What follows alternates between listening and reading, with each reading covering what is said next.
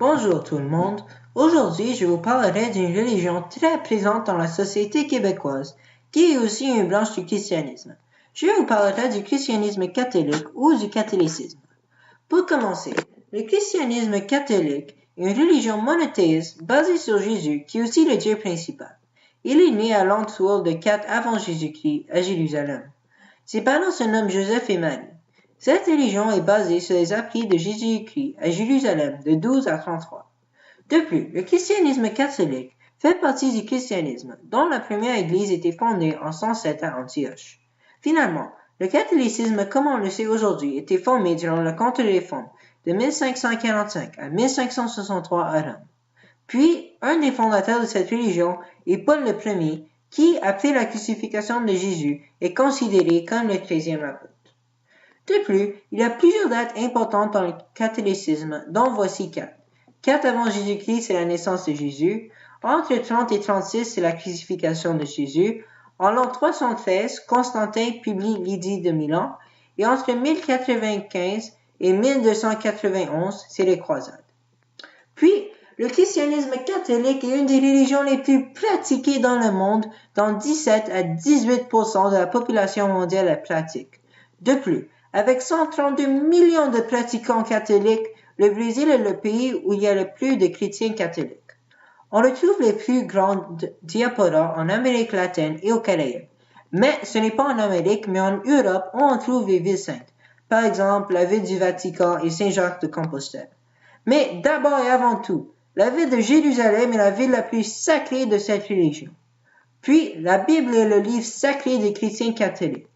Elle est composée de 2 testaments qui contiennent des récits fondateurs. Le premier testament a été inspiré du judaïsme et le deuxième testament a été écrit par 4 des apôtres de Jésus qui sont Luc, Jean, Marc et Matthieu, et le 13e apôtre qui est Paul.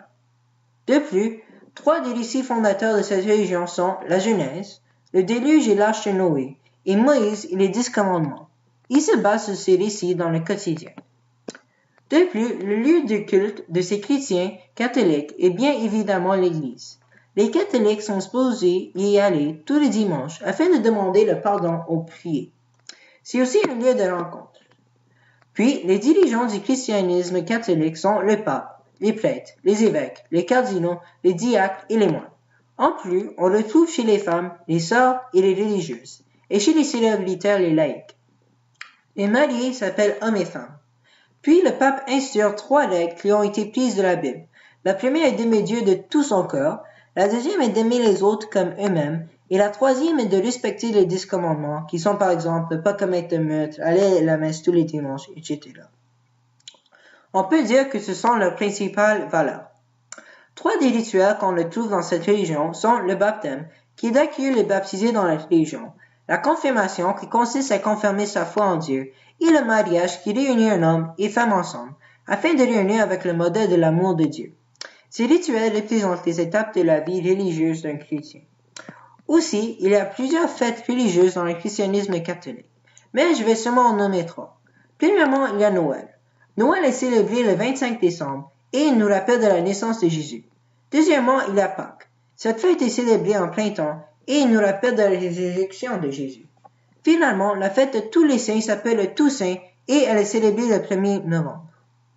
Puis, le catholicisme a plusieurs objets religieux. De ces objets, il y a la croix, qui nous rappelle de la résurrection de Jésus. Puis, il y a l'hostie, qui est un pain qui représente le corps de Jésus. De plus, le tabernacle contient les hosties. De plus, le catholicisme a plusieurs habits traditionnels. Il y a l'obé, utilisé par les moines, les anglicans et les catholiques de l'Outre-mer, qui est un vêtement blanc.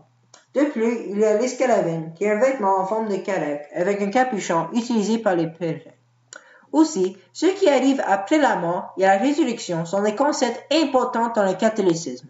Ils voient de la mort de façon à si tu as fait des péchés et que Dieu ne t'a pas pardonné, tu vas aller en enfer. Et si tu as mené une bonne vie, tu vas au paradis. Pour eux, la résurrection est représentée par la résurrection du Christ, qui est la fête de Pâques. Alors, pour le christianisme catholique, la résurrection est possible. Finalement, le catholicisme est une branche du christianisme. Alors il partage des ressemblances au christianisme protestant et au christianisme orthodoxe. Mais ce qui les différencie de ces autres religions, c'est que, premièrement, les catholiques sont soumis au pape, tandis que les protestantes ne reconnaissent pas le pape. Puis, deuxièmement, les catholiques adressent leurs prières à Dieu, Marie et aux saints, tandis que les protestants adressent leurs prières uniquement à Dieu. Merci d'avoir écouté notre reportage, puis j'espère que vous avez appris quelque chose sur le christianisme catholique.